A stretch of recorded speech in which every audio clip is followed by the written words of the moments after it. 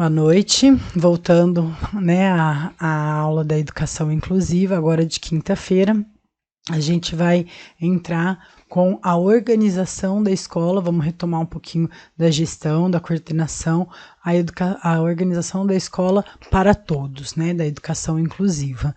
Então, dentro dessa organização que a gente estava discutindo, né, de novo, que eu estava falando ontem para vocês, era sobre a gestão escolar, né? Então, o quanto que cabe ao gestor, né, a prática, que ele conduza uma prática educacional que atenda os objetivos e as metas do projeto político-pedagógico, que a gente estava discutindo ontem,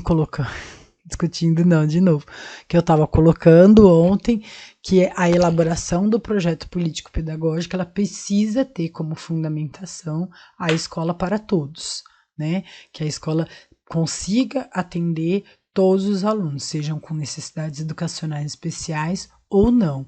Então, quanto que a gestão da escola cabe a condução, a orientação de que atinja todos esses objetivos essas metas que foram colocadas no PPP.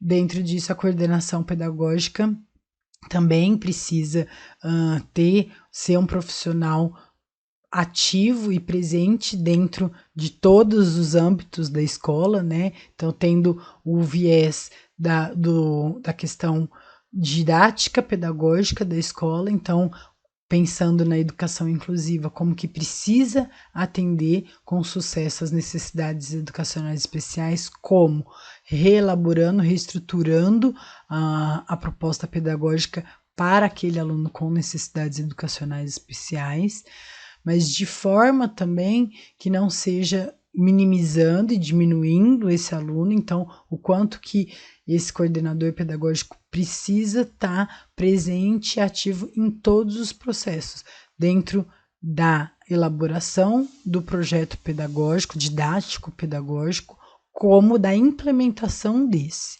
né? Agora, com a contribuição, com a lei de psicólogo escolar e assistente social, também os dois, ainda não estava dentro dessa cartilha da Secretaria da Educação, porque não tinha ainda sido aprovado, né, de 2014 essa. E essa foi do ano passado, 2019, né, do psicólogo e do assistente social na educação básica. Mas, dentro disso, o psicólogo e o assistente social, eles vão entrar junto com o gestor e o coordenador para contribuir com essa coordenação pedagógica, essa organização pedagógica que atenda a todos, aos alunos com necessidades educacionais especiais, aos alunos tidos como atípicos, assim como os típicos, né? Então, como que a gente pode, dentro disso, pensar que a gente pode contribuir, né? O quanto o psicólogo, né? O quanto que a gente não tá lá para ser clínico, isso a gente discutiu lá no comecinho com aulas presenciais ainda, né? Mas a gente precisa, dentro de levantamento de hipóteses de, nossa, esse aluno com necessidades, com problemas de aprendizagem, pode apresentar uma necessidade educacional especial, pode apresentar algum transtorno, né, alguma questão de desenvolvimento cognitivo, mental. Então, como é que a gente vai pedir auxílio de convênios e cooperação de outras instituições que atendam para fazer avaliação, que atendam para fazer uma complementação da escola regular. Não estou falando, isso a gente vai discutir um pouco mais semana que vem, sobre não ir até a escola regular não ser uma escola para todos, né? Ela tem que ser, mas em alguns casos, e não são poucos, de alunos que apresentam necessidades educacionais especiais, ela não consegue atender todas as questões deste aluno. Então, ela precisa de parceria com outros especialistas, com outros profissionais, com outras até instituições, tá? Então, é dentro disso que o gestor, o coordenador e agora o psicólogo e o assistente social vão ter que trabalhar em favor da educação para todos, da educação inclusiva. Para que realmente, né, a escola cumpra essa função, não basta só ter a matrícula dos alunos, mas sim promover, contribuir com que eles atinjam a máxima potência deles, né? E isso pode estar vinculado diretamente a outro que eu estava falando agora, né? A outros sistemas, a outras instituições ou programas que contribuem com essa possibilidade de promover, de contribuir com a formação do cidadão que apresenta necessidades educacionais especiais, tá? Então, não estou falando, uma das coisas que é comum também quando a gente conversa sobre isso, então você acha que não precisa mais existir a APAE? Você acha que não precisa mais de existir a CAE, né, o Centro de Atendimento Educacional Especializado? Não, eu acho que é bom que se tenha, precisa ter. Eu só acho, e pensando na educação inclusiva, que esse não deve ser a única fonte de acesso, de contribuição da formação do cidadão que tem necessidades educacionais especiais. Por quê? Porque a sociedade em que ele vive não é só isso, tá?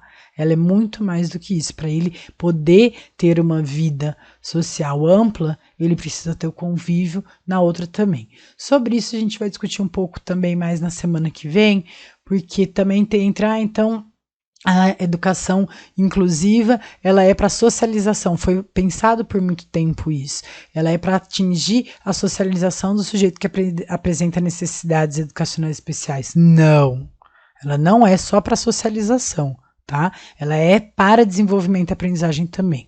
Mas pelo tempo, pela situação, pela realidade da escola regular, ela pode não conseguir atingir todos os parâmetros de necessidades especiais. Então, ela precisa de especialistas no horário no horário contrário do horário do ensino regular. E tudo bem, ok?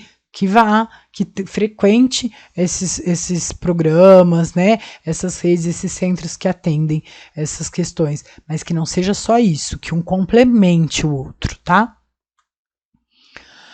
Pensando então nos programas para a família, né? Como que a família pode e deve participar dessa escola na qual ela está inserida, né? A comunidade, o lugar onde ela mora é o público-alvo dessa escola. Então, o quanto que esses programas da família, eles têm que ser voltados para esse vínculo que ainda é muito frágil da família com a escola, né? Então, o quanto que dentro de programas que possam ser estruturados de relação, de situações, de eventos que tenham essa troca e a partir dessa troca, essa consciência da responsabilidade da educação do filho, do neto, do sobrinho, ele é em responsabilidade da escola, mas ele também é responsabilidade da família.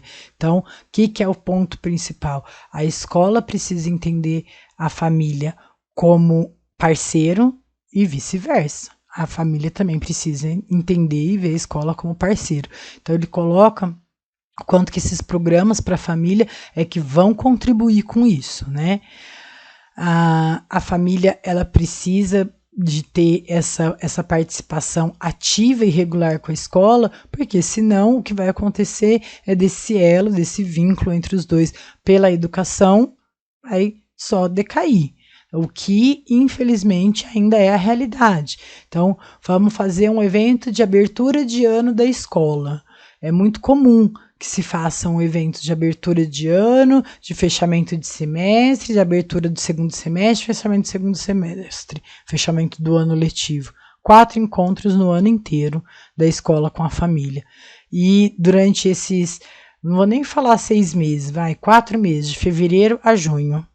Quais foram os programas, quais foram os eventos que tiveram parceria dessa escola? Ou que não sejam eventos, mas da escola e da família, né? Mas que sejam situações de orientação, de reunião, de estruturação, de diálogo entre a família e a escola. Quanto que a escola promove isso e quanto que os pais se disponibilizam e entram dentro dessas organizações e dessas situações que são colocadas de parceria da escola com a família, né? As associações, as antigas associações de pais e mestres são cada vez mais raras em todas as escolas, sejam elas públicas ou particulares, né? O quanto que decaiu, já era difícil e está mais difícil ainda. Precisa ter esse olhar num duelo, né, da educação da família e da educação da escola, não só para a educação inclusiva, em todos os parâmetros, né, mas na educação inclusiva isso é muito forte também. Então, outra questão que o caderno também levanta, né, que eles levantam, é o compromisso com o processo de identificação, né, de necessidades educacionais dos seus alunos. É responsabilidade da escola identificar quais são as necessidades educacionais de todos os alunos. Então, o que é que se espera que seja promovido de habilidades e competências de todos os alunos do 4º ano do ensino fundamental. A escola tem o compromisso de levantar quais são as necessidades, de identificar quais são as necessidades educacionais dos seus alunos. E dentro disso, ela precisa se estruturar para atender a essas necessidades educacionais, sejam elas especiais ou não, né? No caso de ensino, né, e aprendizagem, no caso de problemas de ensino e aprendizagem, no caso de problemas que desencadeiam uma suposição ou um levantamento de possibilidade de necessidade educacional especial, a escola precisa submeter ou encaminhar o aluno a uma avaliação minuciosa, a uma avaliação específica, para que, identificando esse atendimento de necessidades educacionais especiais, ela consiga se reestruturar para atender às necessidades educacionais de cada aluno. Então, do que apresenta necessidade educacional especial também. Então, cabe à escola, prever o encaminhamento de alunos que apresentam alguma necessidade educacional especial, apresentam algum problema de aprendizagem, assim como também que eles promovam, né, situações de formação de professores para atender todas essas necessidades educacionais especiais. Então, a escola precisa, além de identificar quando o aluno tem alguma necessidade educacional especial, encaminhar e se reestruturar no projeto pedagógico para aquele aluno, precisa, ou até no currículo daquele aluno, né? Ela precisa também pensar, então, na formação de professores, né? Ou até, se for o caso, de trazer professores especialistas para atender qualquer demanda que tenha em relação à necessidade educacional especial, né? Então, precisa, primeiro, né, levantar a possibilidade disso, buscar auxílio, buscar parceria com profissionais fora para contribuir com essa avaliação, né, e contribuir, ou até muitas vezes, hoje em dia, uma das coisas que me trazem bastante também, os alunos que fazem o estágio interventivo já, é o quanto que muitos, ou até os que fazem alguns de vocês têm, que fazem também no 2º ano, é aquele concurso que vocês prestam para ser assistentes dentro da área da educação, recebem uma bolsa para isso, né? E muitas vezes são colocados até com o papel do professor especialista, né? Que vocês não terminaram a formação, mas já são colocados como os especialistas que vão acompanhar, né? Que é o chamado de AT, acompanhante terapêutico educacional, são colocados para isso sem ter a formação para isso ainda, né? O quanto que isso também é bastante criticado, é bastante repensado, mas pode-se fazer isso? Aí eu coloco, mas não fazer nada é melhor ainda, né? Então, o quanto que a gente precisa pensar que não é chamado, aí na verdade nem é chamado de AT, né? É chamado de auxiliar e não de assistente, né? Terapêutico pedagógico, mas é colocado para cumprir este papel. É um desafio dentro da formação de vocês, eu conheço muitos que já passaram por isso, ajuda bastante. Vocês vão buscar, vocês têm interesse, mas a escola precisa de então ter pelo menos uma capacitação para os assistentes que vão entrar para fazer isso, né? Para os professores que vão receber alunos com necessidades educacionais especiais, porque já é difícil, conhecendo sobre as necessidades educacionais especiais, sabendo identificar, sabendo reconhecer laudo, sabendo interpretar, né? Laudo é super difícil dentro da prática, falo por vocês por experiência, né? Alunos, já trabalhei, vocês sabem disso, com bastante alunos com TEA, com síndrome de Down, problema auditivo, físico, o quanto que isso é uma coisa no papel. Olha, Ângela, isso é transtorno do espectro autista. Tem o nível 1, nível 2 e o nível 3.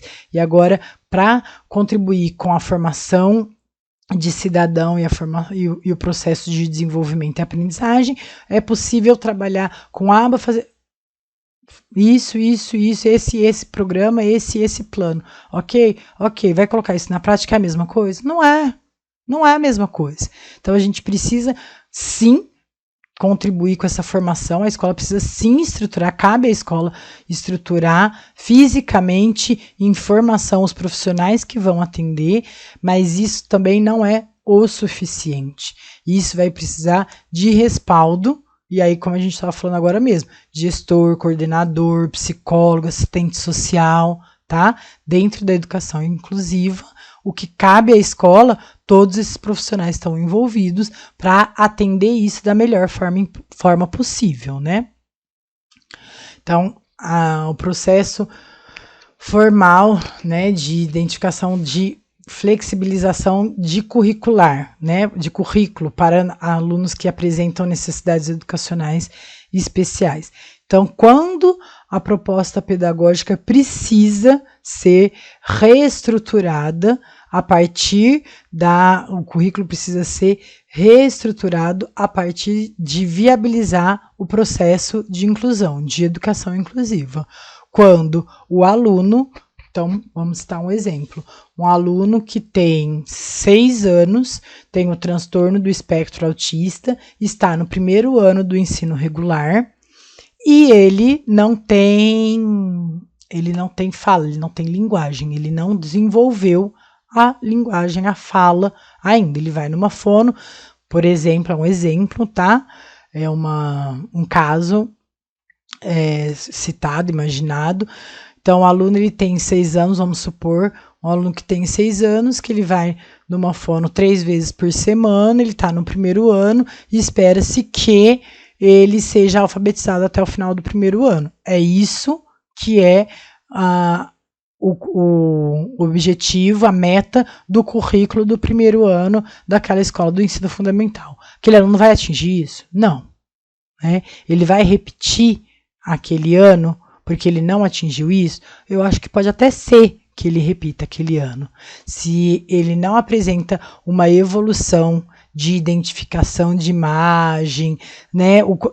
Primeira coisa, então, voltando, é adaptar o currículo dele para o que precisa para o próximo passo de alfabetização, de leitura e escrita. Precisa de identificação de símbolo.